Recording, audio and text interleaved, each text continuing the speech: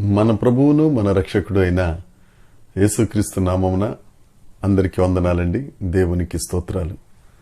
గడిచిన కాలమంతా తన రెక్కల చాటును భద్రపరిచి మరొక నూతన నెలలోనికి ప్రవేశపెట్టిన గొప్ప దేవుడు, మనల్ని జీవింపచేయుచున్న దేవుడు యేసుక్రీస్తు ప్రభువుకి సమస్త మహిమ ఘనత ప్రభావములు చెల్లునుగాక.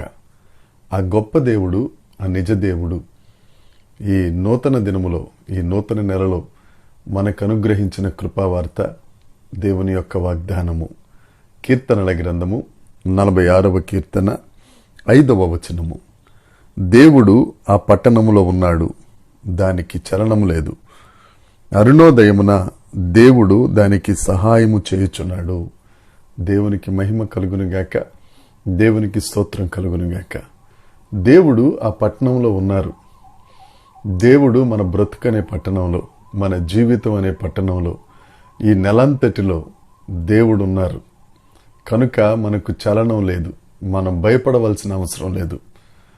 దేవుడే మనకు సహాయం చేయొచ్చు.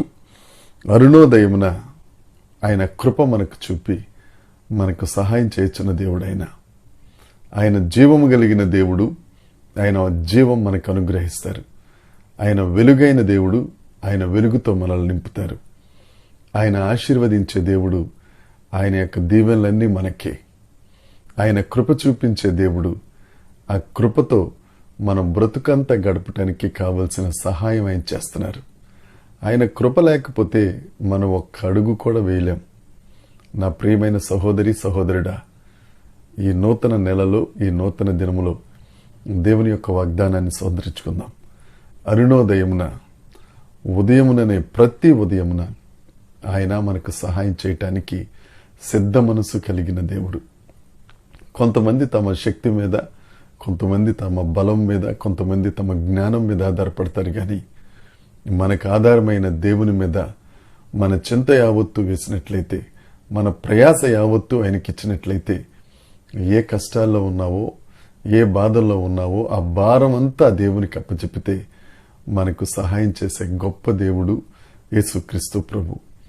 ఆయన పట్టణంలో ఉన్నారు కనుక ఇక దానికి చలనమే ఉండదు. దేవుడు చెప్తున్న వాగ్దానం, ఆ పట్టణం నువ్వు నేనే. ఆయన మనలో ఉంటే, మనం ఆయనలో ఉంటే మనకు చలనం అనేది ఉండదు. అడవుల్లో కొన్ని రకాల చెట్లు ఉంటాయి. అవి ఎంత తుఫాను వచ్చి, ఎంత గాలి వేగంగా వచ్చినా గాని ఆ చెట్లు మాత్రం పడిపోవు, నిశ్చలంగా ఉంటాయి.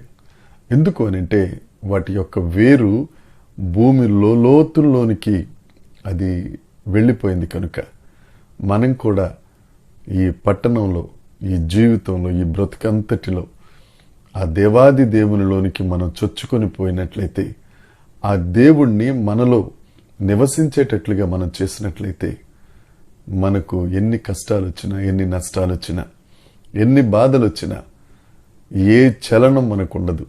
విరోధి మన ముందు నిలబడినా మన గొప్ప దేవుడు ఆశ్రయదుర్గమై మన ముందు ఉండి మనల్ని కాపాడి ఏ చలనం రాకుండా చేసే గొప్ప దేవుడు. ఆయన ఎబెనేజరే, సహాయం చేసే దేవుడు.